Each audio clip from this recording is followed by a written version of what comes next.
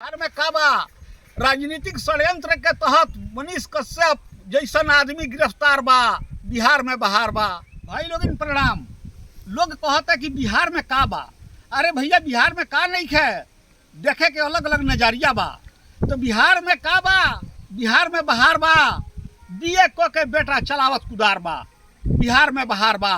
मनीष कश्यप बिहार के बेटा न राजनीतिक षड्यंत्र के भइल शिकार बा। बिहार में बहार बा। फिरंगियन के सरकार बा। बिहार में बहार बा। सड़क पर शौच, आधा सड़क पर दुआर बा। बिहार में बहार बा। नहर में पानी नहीं खे, पुलिया भइल जार जार बा। बिहार में बहार बा।